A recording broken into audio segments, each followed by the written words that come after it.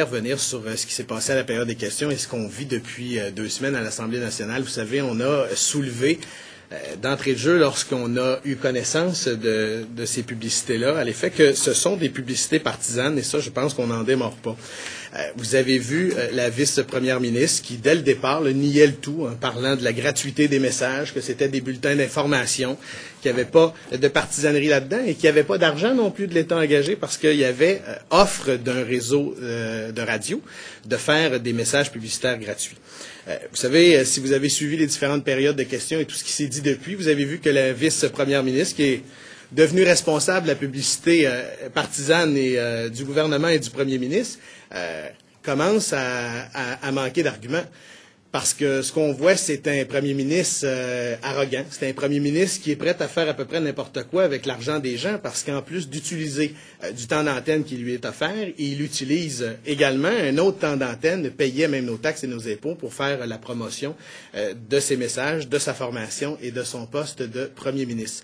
Vous avez vu, dans un souci de transparence, nous avons déposé aujourd'hui le contrat qui lie à la fois Corus et le gouvernement pour faire la démonstration toute simple qu'il y a bel et bien une entente publicitaire entre les deux groupes, entre le gouvernement et le premier ministre. Et à mon sens, là, c'est assez fascinant et je trouve très désolant de voir que le premier ministre du Québec n'utilise pas le temps qui lui est offert à l'Assemblée nationale pour répondre à nos questions, mais qui utilise du temps d'antenne payé à même nos taxes et nos impôts pour répondre à des citoyens. Alors, si nous, qui représentons des centaines et des milliers de citoyens, on ne peut pas avoir des réponses du premier ministre, pourquoi doit-il utiliser 255 000 $ de nos taxes et nos impôts pour le faire?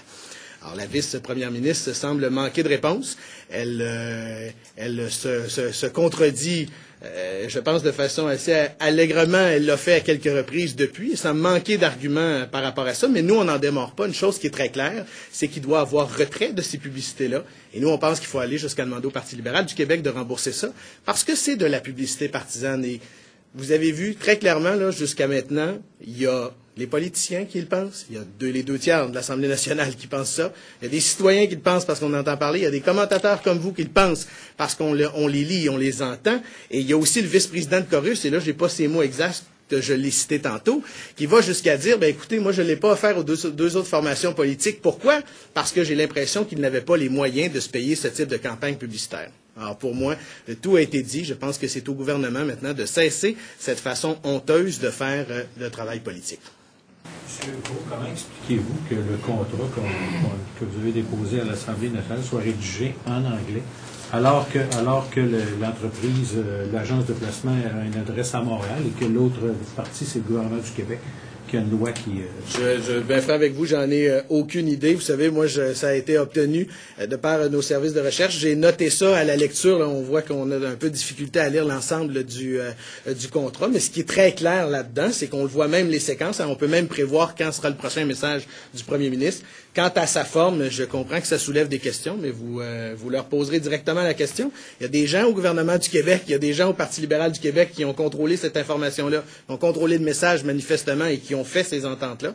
Alors, ce sera à eux de vous répondre pourquoi ça ne respecte pas le cadre habituel de faire ce type de contrat.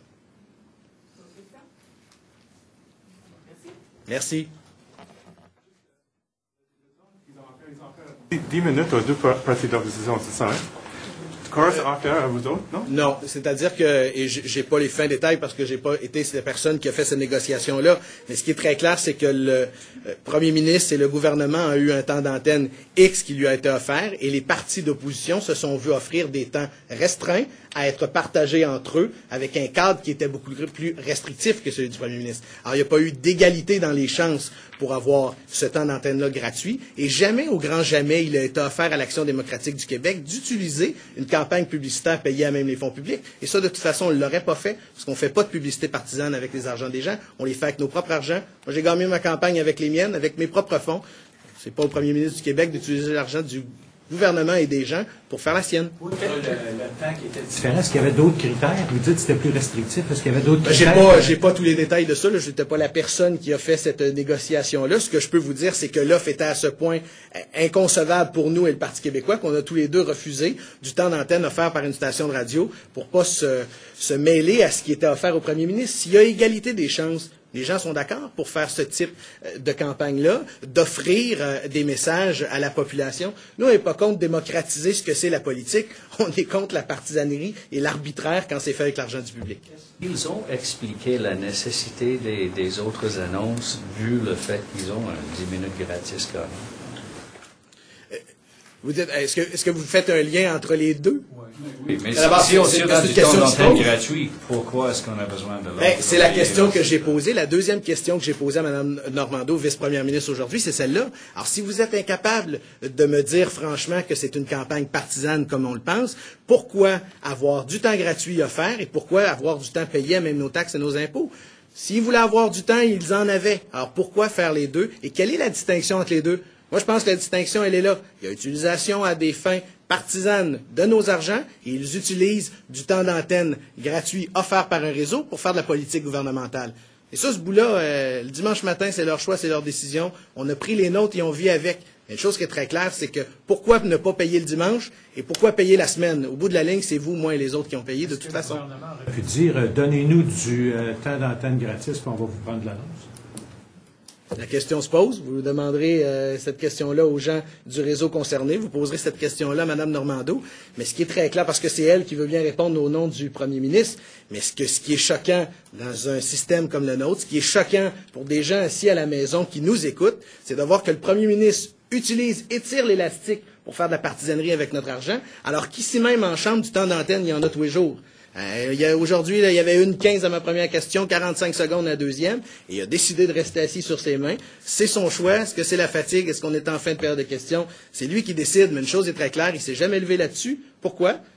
Peut-être parce qu'il pense que ça s'en vient un peu particulier. Vous savez, Mme Normando me semble un peu hésitante. Le gouvernement du Québec semble être placé dans une drôle de position.